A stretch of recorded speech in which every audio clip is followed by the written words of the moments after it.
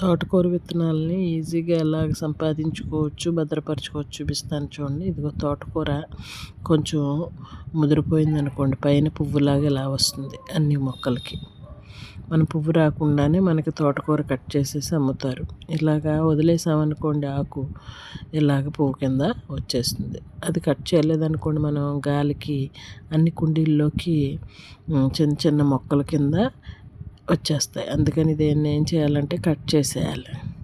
Cut చేసి జాగ్రత్త పరుచుకుంటే అవే బోళ్ళని విత్తనాలు అవుతాయి మనకి. దాన్ని ఇలా నలిపేసి కుండీలో వేసేసినా ఇదిగో ఇలా చిన్న చిన్న మొక్కల కింద వచ్చేస్తాయి.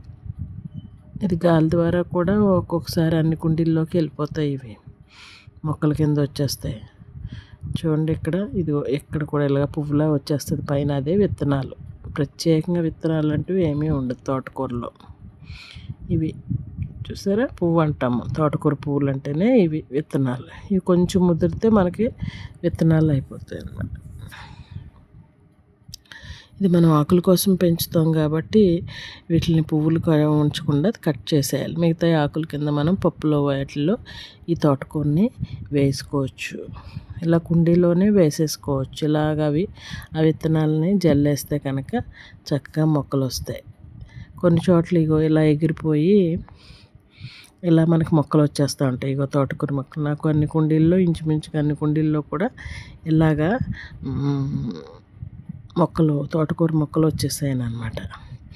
అయితే ఇంకా చూపిస్తాను. దీన్ని ముదిరిపోతే ఇంకా ఎలా ఉంటుందో మీకు చూపిస్తాను చూడండి. ఇదిగో ఇందులో నేను కోయడం మర్చిపోయాను. అయితే ఇదేమైంది, ఇలాగా బాగా ఎదిగిపోయి ఎక్కువ పూలు వచ్చేసినాయి. ఇదిగో ఇలా చూడండి, ఎన్ని పూలు చూడండి. ఇవంతా విత్తనాలు అనమాట. వీటిని సేకరించి మనం నీడలో ఆరబెట్టుకుని ఒక కవర్లో భద్రపరుచుకున్నట్లయితే మనం ఈ విధంగా విత్తనాలని రెడీ చేసుకోవచ్చు.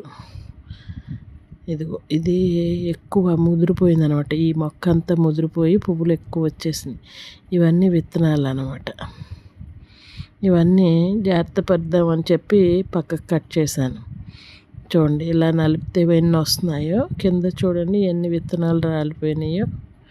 ఇదిగో నేల మీద అంతా ఇవే విత్తనాలు. ఇవే మొక్కల కింద మళ్ళీ మనకి చక్కగా వచ్చేస్తాయి. అందుకని ఇవన్నీ చక్కగా కత్తెర తీసుకుని నీట్గా ఆ మొక్క అంతటిని కట్ చేసుకుని జాగ్రత్తగా భద్రపరుచుకున్నట్లయితే మనకి చాలా విత్తనాలు వస్తాయి అన్నమాట.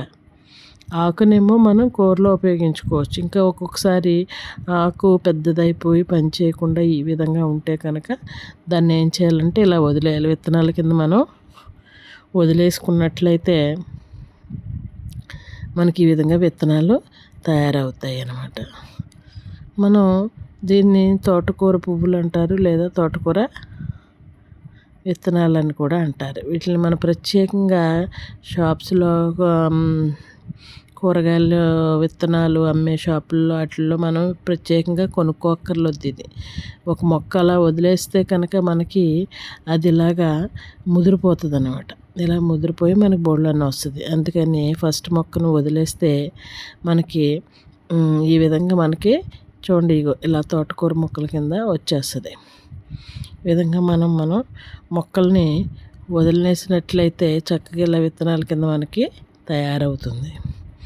చూడండి, ఇలా నాకు అన్ని కుండీల్లోని తోటకూరలు ఉంటాయి. నచ్చినట్లయితే లైక్ చేయండి, సబ్స్క్రైబ్ చేయండి.